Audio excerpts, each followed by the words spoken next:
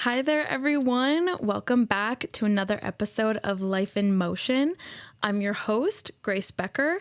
I'm a licensed mental health therapist and enthusiast of life, and I'm so excited to have you all here with me today.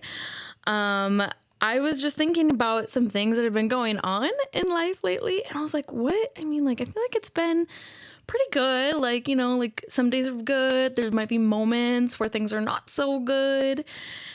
And then I was like, holy shit, I can't not talk about how my cat almost just cost me, one, a ton of money, and two, also gave me a panic attack, a legit panic attack, because background, my cat has pica, and he has had 3 surgeries so far. His name is Norman, and he is 11 years old. And he has had 3 foreign body surgeries in his abdomen because his poison of choice, his food he likes to eat, is rubber.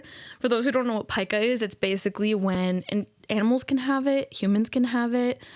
It don't discriminate.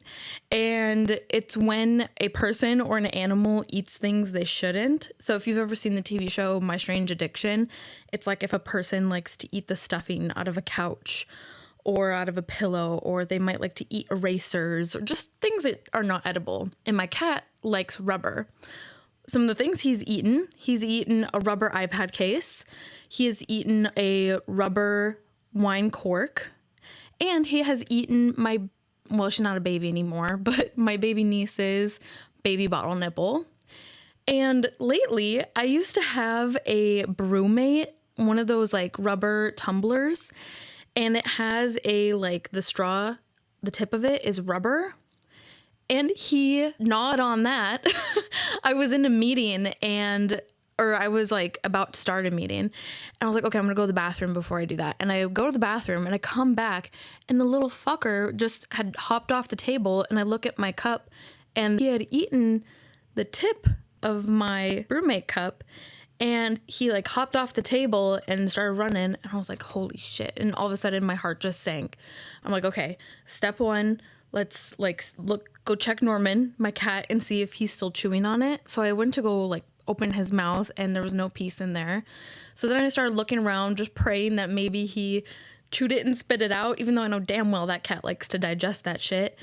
And nope, nothing around. So I'm like, okay, great. So my cat definitely swallowed that, and I started going into full panic because the last time he had his 3rd surgery, the surgeons told us, the vet surgeons, both, I don't know, told us that if he had to have another surgery, he probably would not survive it because the cats are so small.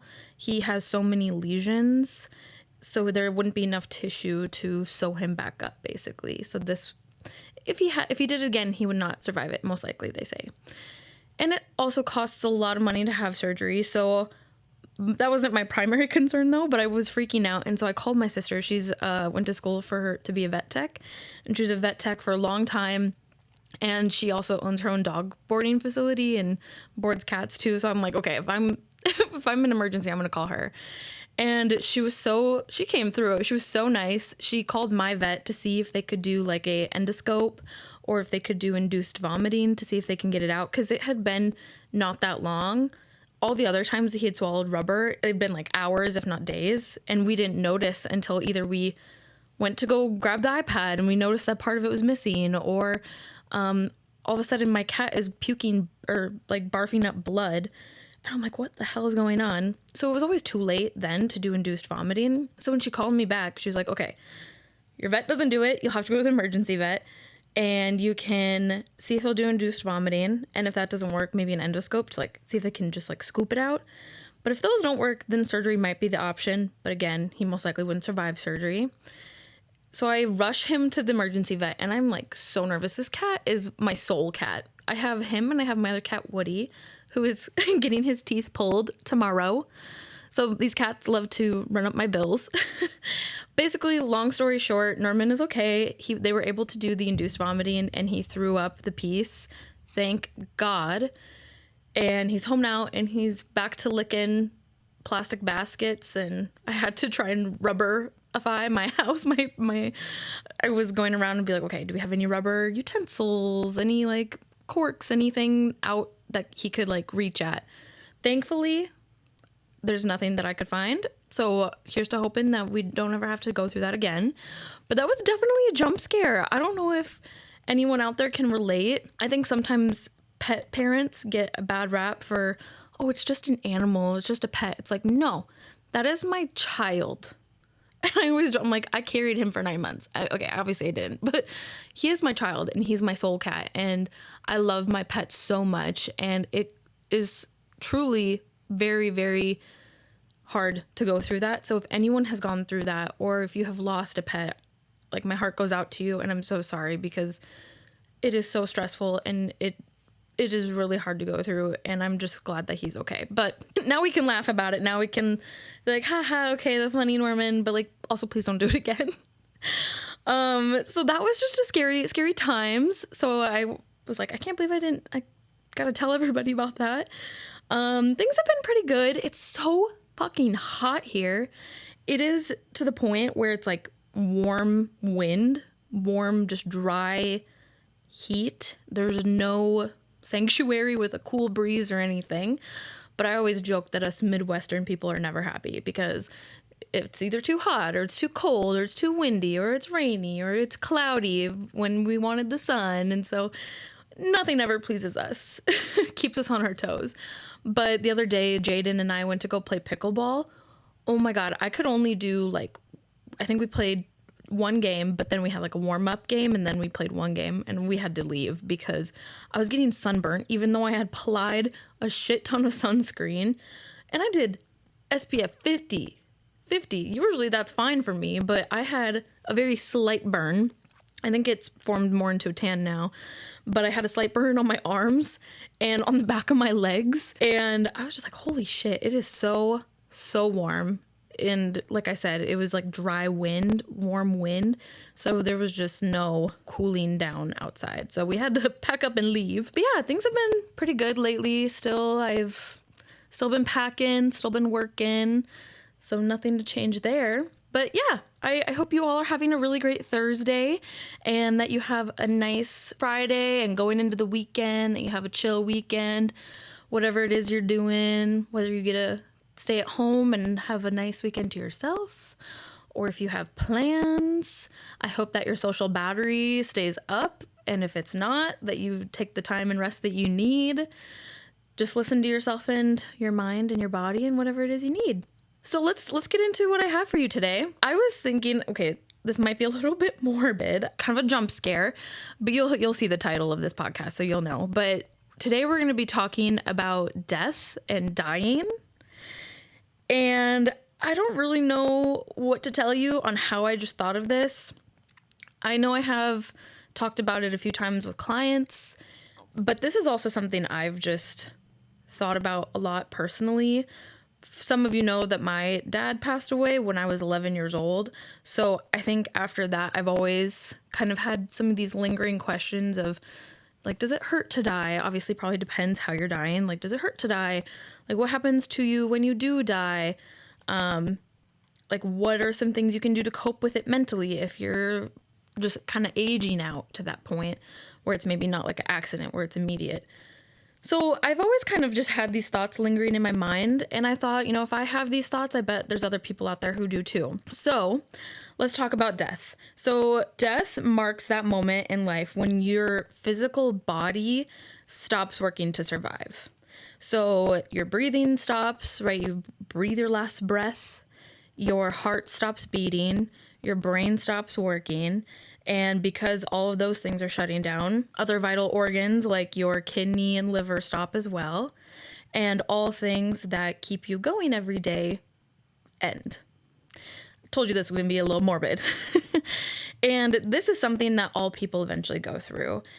However, understanding the technical process of death is very different compared to mentally coping with it. But we're going to get into both things. And just so you know, I've pulled sources from different, I think maybe 2 articles, but I'll have all the sources in my show notes down below if you're curious or you want to do more digging. So getting into it. So what happens when you die?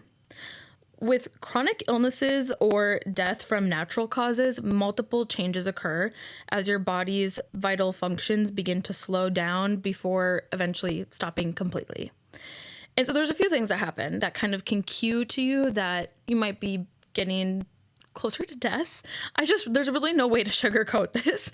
So we're just going to speak kind of frankly, we're just going to speak frankly. These are some things that happen. 1, more sleep and less physical activity. So you don't need as much sleep to recharge your mind and body. Instead, you sleep because your body doesn't have the energy for activity. So for like most people, living, going about their day, when you sleep, it's so you can not just recharge your body, but you can also recharge your mind and your brain and like kind of pick back up the next day for activity. Whereas for someone who's getting closer to death, it's more so it's just your body doesn't have enough energy for activity. So it's kind of just doing the bare minimum basically to get you there. That's why a person who's closer to death or who's older also takes more naps. Maybe they sleep longer hours.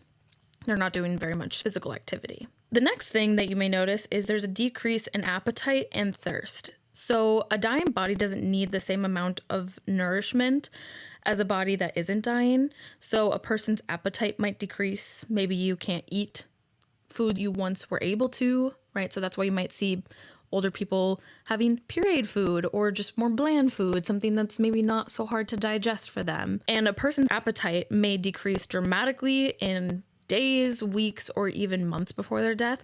So this really is it depends situation. It just depends where you're at and like how you were caring for your body before you got to aging and dying. Your digestive system, all sorts of things impact this. So this is certainly not universal. This is just what I was finding in a lot of my research and in combination with some of the things I've already known. Another thing is that your digestive system may have a harder time processing food you eat, right? So eventually you may lose, or I say you, but a person may lose their appetite altogether.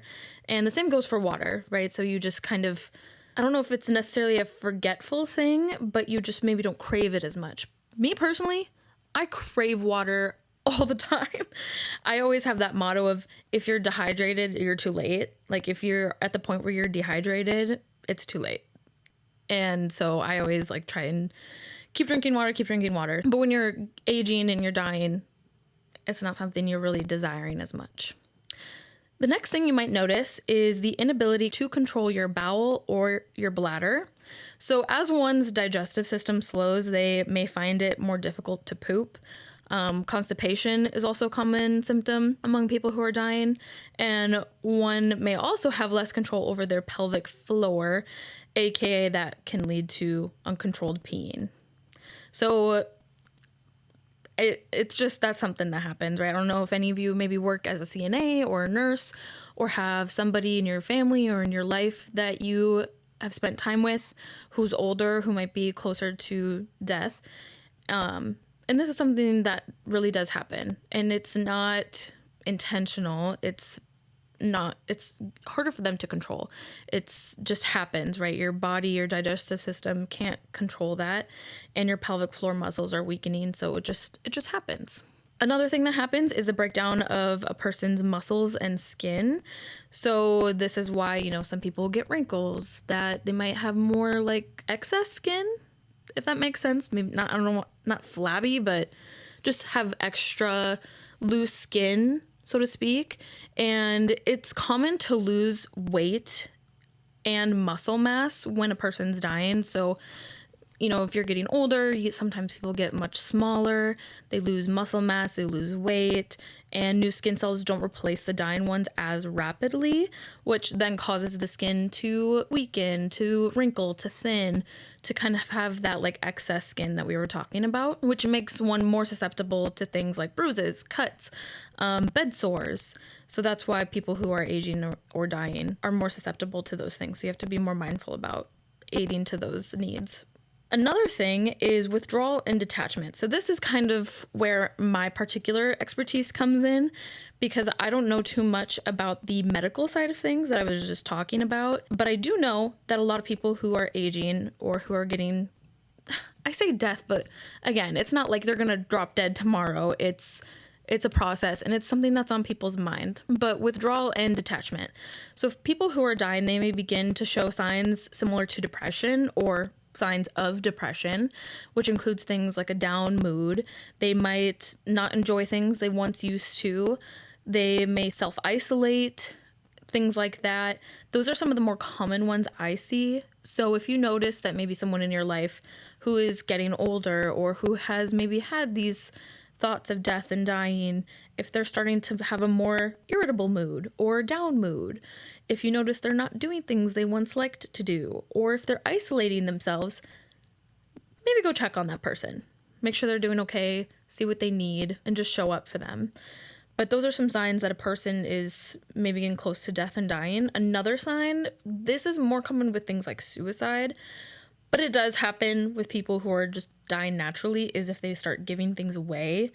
I've heard stories, and this actually is an episode on Gilmore Girls too, but I was just talking to somebody the other day, I can't remember who it was, and they were saying how their grandparent was like, oh, like go through the house and pick out whatever you want, and I'll put it in my will for you.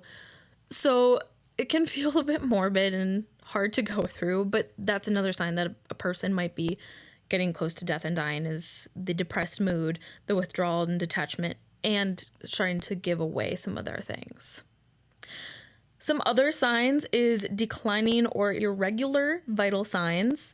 So your vitals include things like a person's temperature, your pulse, your respiration, your breathing rate, and blood pressure. So these numbers measure the health of organs essential for a person's survival, like one's lungs, your heart, and your brain. And when a person is dying, your body temperature drops, and your skin may feel cold or even clammy to the touch. Other numbers may be irregular or unpredictable as a person's vital organs, start to slowly decline, right? Because they're no longer working to keep you alive as you're nearing death. And from my research, what I gained, that is more so that sign is when it's like very close to death, maybe like weeks, days before, or hours. Very rarely are you going to see that like a month, I think, from what I've gathered. Please correct me if I'm wrong. But that's what I've gathered for that. Another one is agitation. We talked about that a little bit. I have seen this a lot with some clients, and that's when they will get like sudden bursts of energy or the feeling of restlessness, followed by long periods of sleep, which just kind of signals maybe that they're getting closer to death, or it's something that has been weighing on them. And when I see this, I've noticed that people are maybe feeling more capable of doing things that they realistically cannot do. Another good example is like a midlife crisis, not quite, but just kind of like all of a sudden having this burst of energy or feeling like restless, like you can do all sorts of things.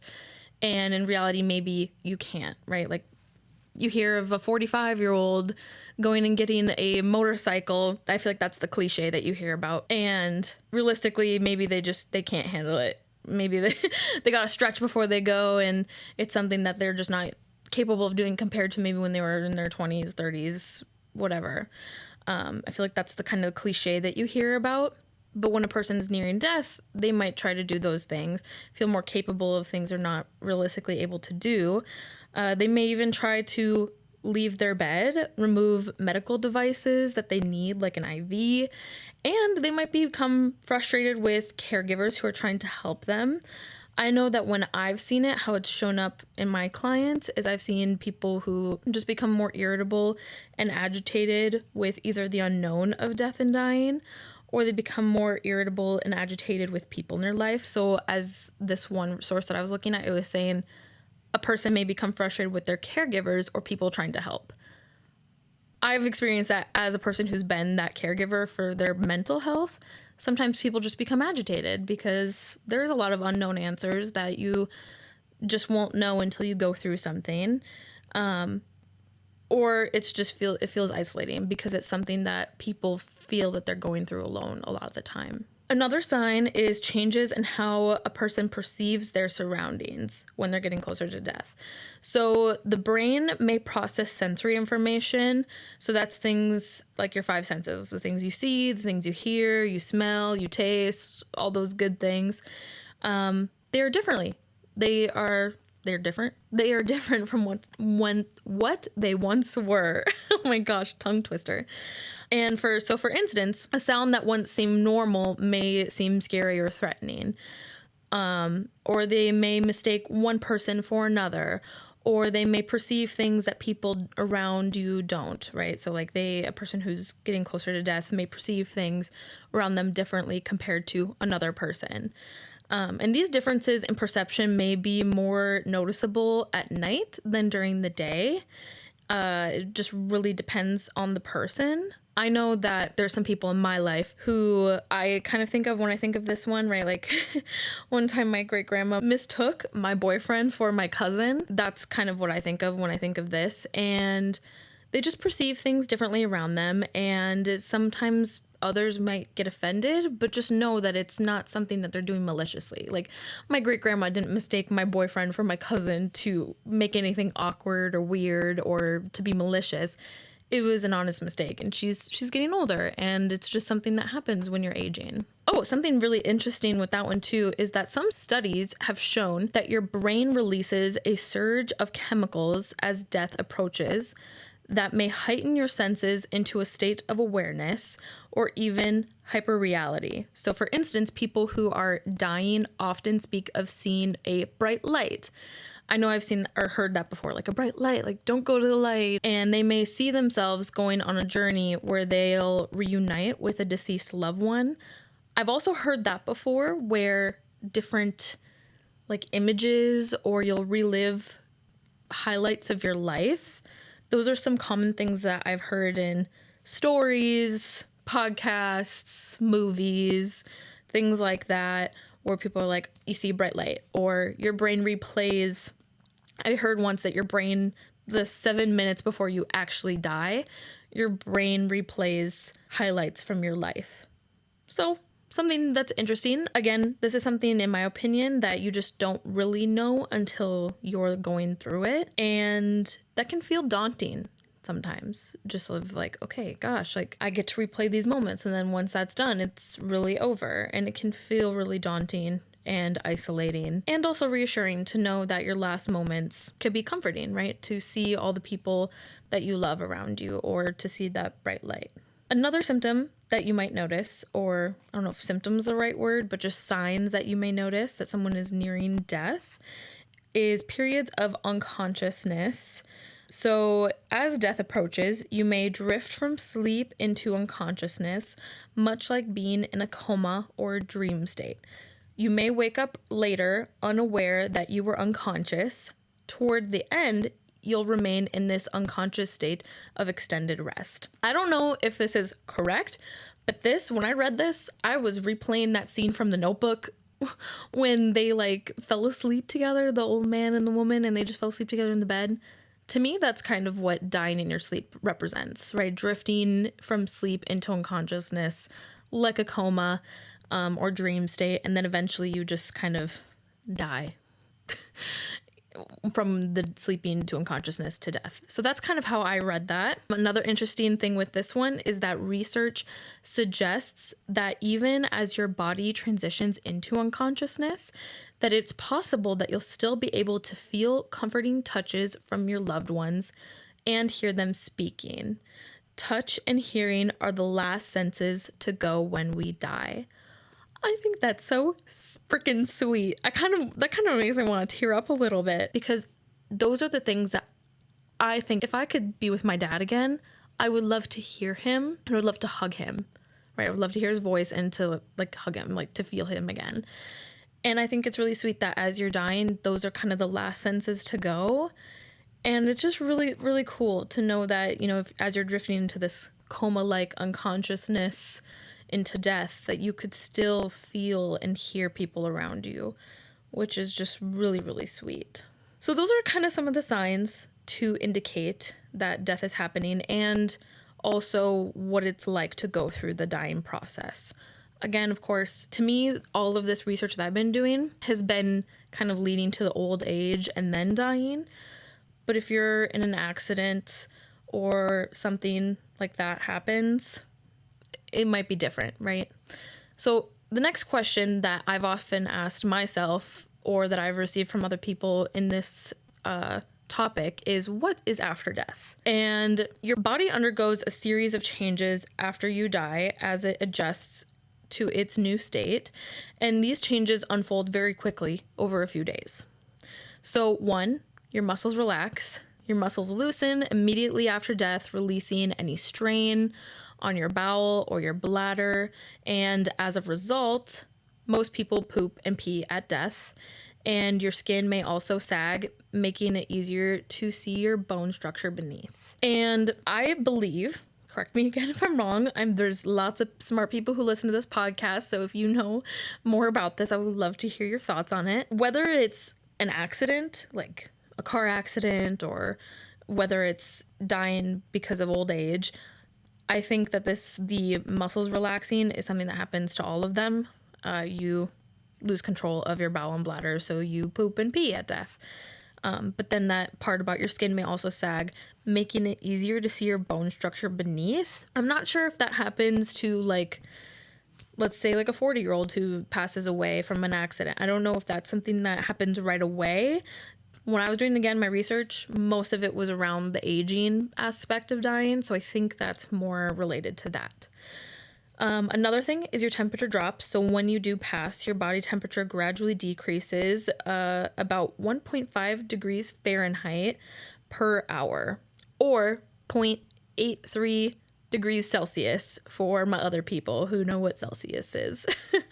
And eventually your body temperature will just match your surroundings, the things around you. So kind of like, okay, kind of how you keep your meat or your fruits and vegetables at a certain temperature in the fridge, your body will be the temperature of whatever is around you.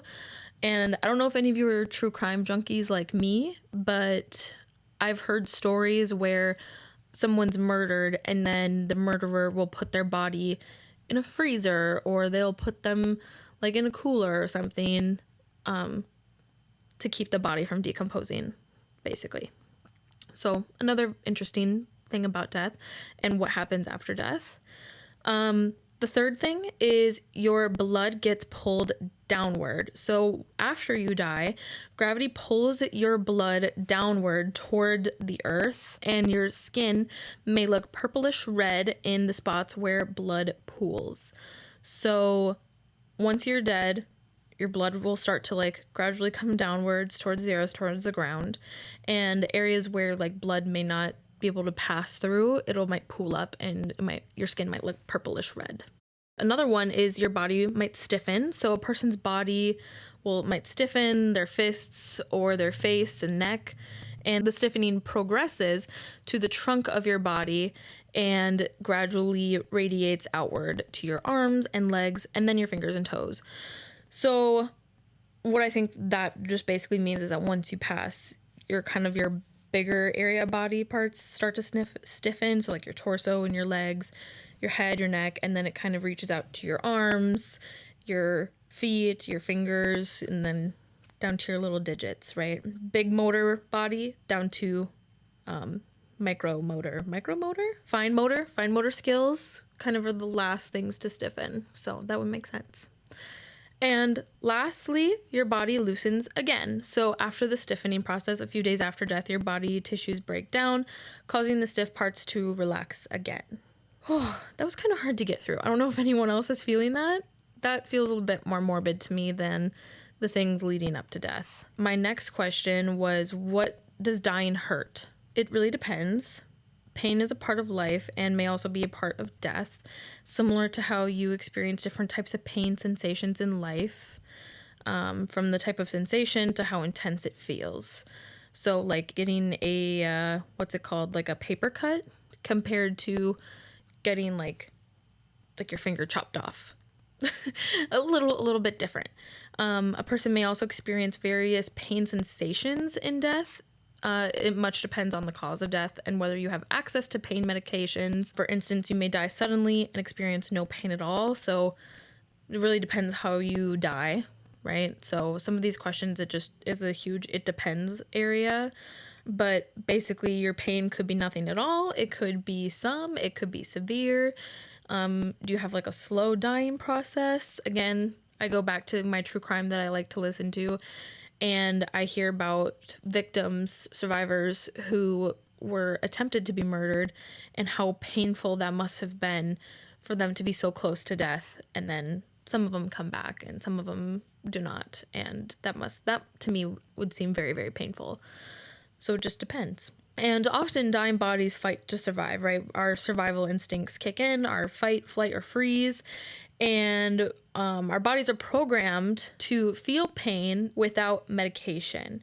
So our brain will try and send like neurotransmitters, will try and send like help to aid in the areas that hurt the most. So for example, a body that's losing a life-threatening amount of blood will automatically detect the limited blood supply to a vital organ, and this response keeps those organs alive. So like your body just responds to keep you alive, which I think is so beautiful, that our bodies love us so much that they try and keep us alive. Like that just makes me want to tear up.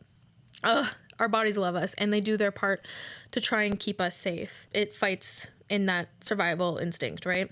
And in emergency situations like this, a medical professional can try and save your life and lessen your pain too. So the pain aspect, it depends, right? You can, if you're on medication or if there's like help that's on your way, sometimes that can ease your pain.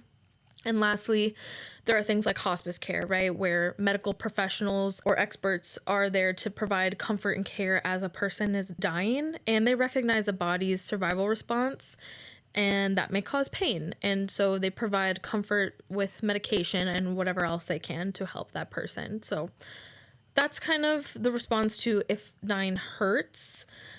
Lastly, and this is where I feel I can provide a lot of my personal expertise, is how to mentally cope with dying. I'm going to talk about the 5 stages of grief, and I'm also going to talk about the dual process model. But there are some other things, right? So you can, 1, talk to a therapist, go to group therapy, talk with friends, family, especially people who may be going through similar things.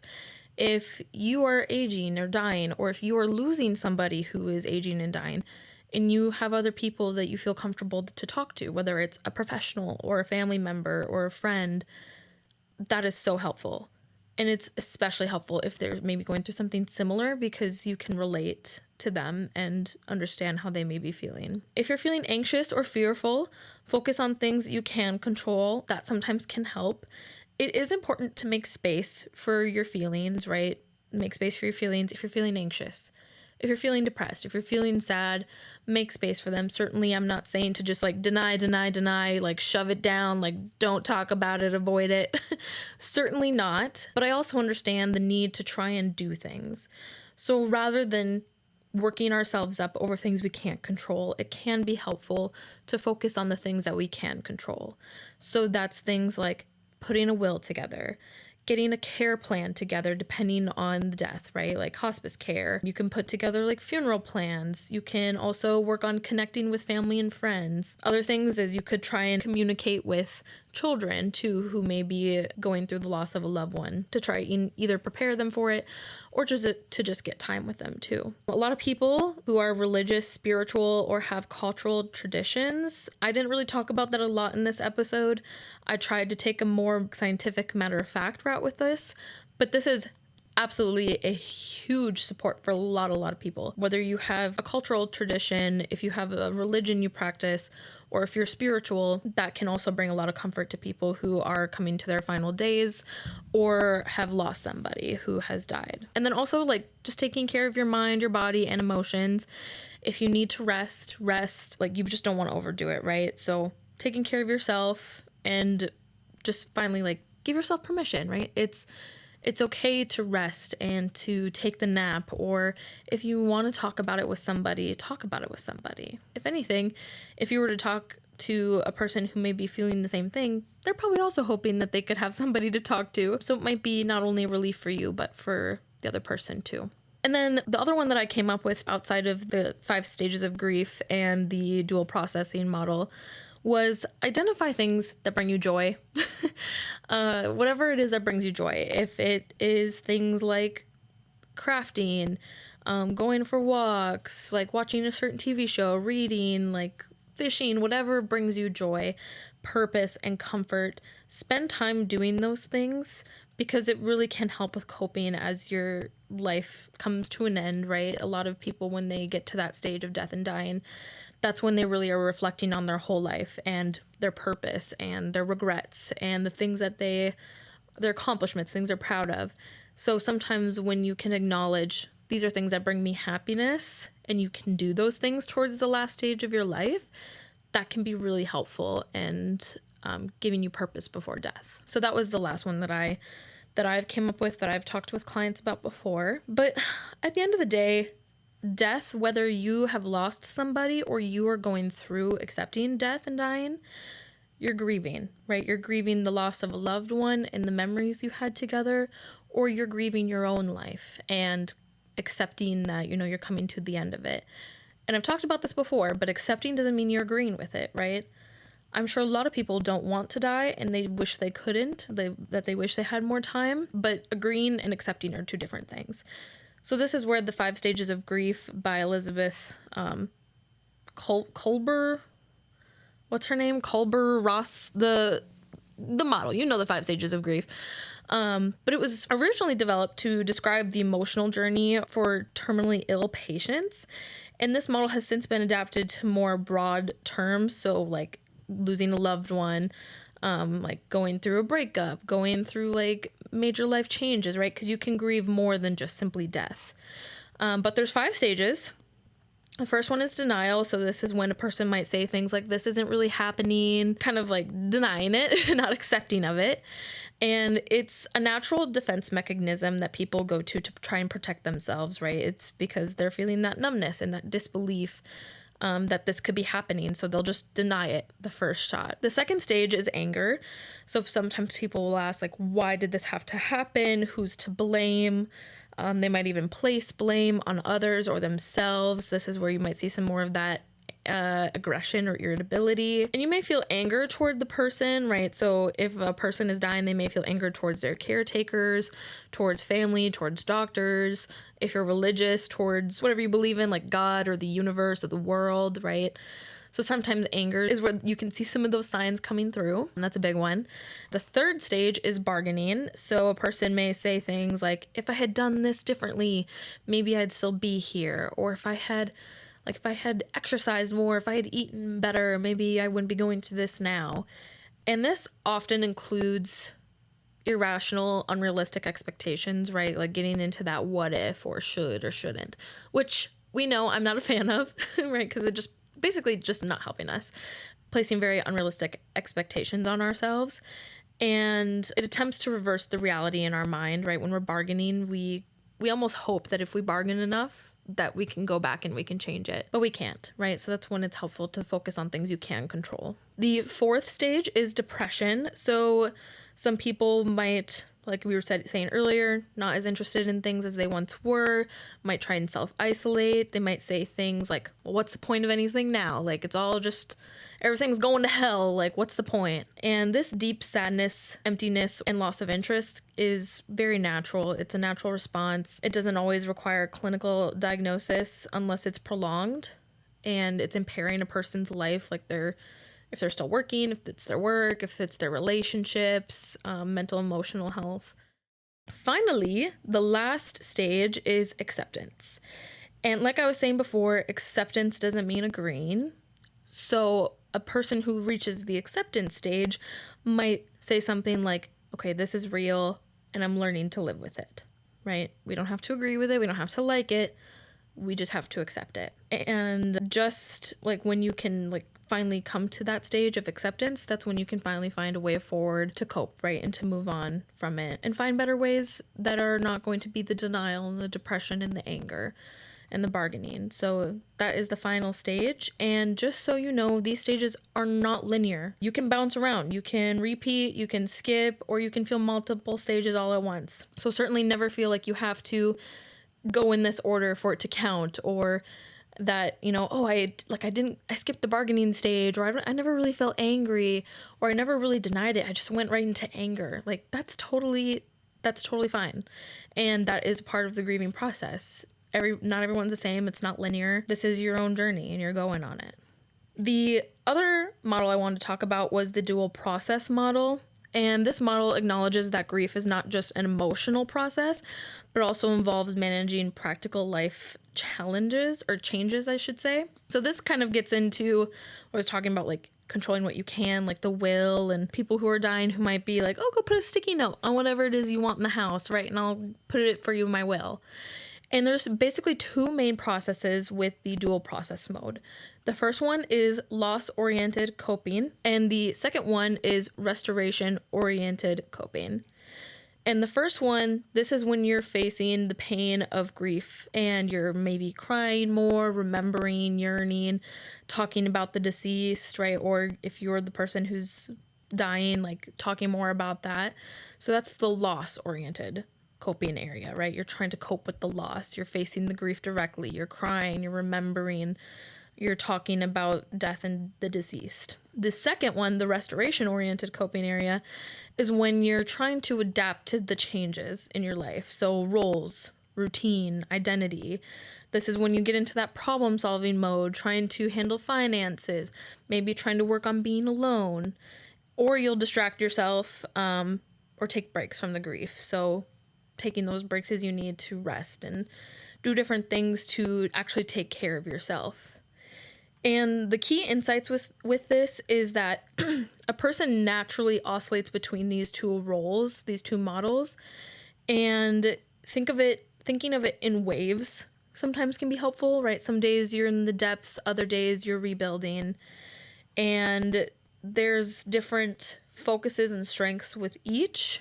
It just really depends for the person, how they're logistically managing the death and dying and how they're emotionally managing death and dying. So I do like that one because it is very practical, very realistic of, okay, we understand that death is nearing and we can also make space for our feelings. So I do like that model. I think it's realistic and practical and helpful.